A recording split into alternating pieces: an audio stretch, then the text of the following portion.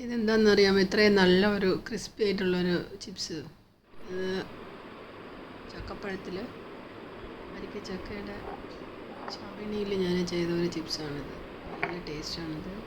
പക്ഷേ ചവിണിയും അതിൻ്റെ നല്ല മഞ്ഞ കളർ ഉണ്ടെങ്കിൽ എടുക്കാവോ, വെള്ളയായിട്ടുണ്ടെങ്കിൽ എടുക്കാൻ പാടില്ല. ചവിണി ചുള പോലെ പഴുത്തിരിക്കുകയാണെങ്കിൽ എടുത്തിട്ട് ക്ലീൻ ചെയ്തെടുത്ത് ഇതുപോലെ വെട്ടിക്കളഞ്ഞതിന് ശേഷം നല്ല ഇത് ചെയ്തിട്ട് എണ്ണയിലിട്ട് നല്ല വറുത്തെടുക്കും.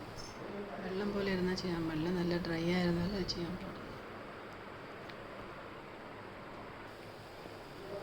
ലോ ഫ്ലെയിമിലിട്ട് നല്ല അധികം കരിഞ്ഞു പോവാതെ നോക്കി നിന്ന് വറുത്തെടുക്കണം. നല്ല ടേസ്റ്റിയാണ് ഇതിന്. നല്ല ക്രിസ്പി ആയിട്ടുണ്ട് ഇത് കഴിക്കാനായിട്ട്.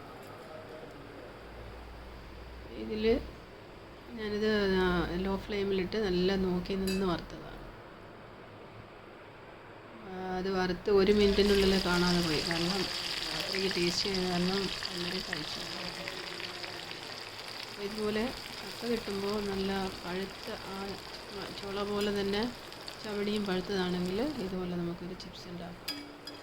അപ്പോൾ കുറച്ചധികം നമ്മളത് ക്ലീൻ ചെയ്തെടുക്കണ പാടുണ്ട്. പക്ഷേ നിറയെ അത് അതിൻ്റെ ചുള പോയിട്ട് ഇത് മാത്രമാകുമ്പോൾ വേഗം വറുത്ത് കിട്ടും. അതിൽ ഉപ്പും മുളക് പൊടിയും ഇട്ട് നല്ല ഒന്ന് മിക്സ് ചെയ്ത് ബോട്ടിൽ അടച്ച് വെച്ചാൽ ചെയ്യാനുള്ള കഷ്ടമാണ്. പക്ഷേ അത് കഴിക്കാൻ വേഗം അത് തീരും.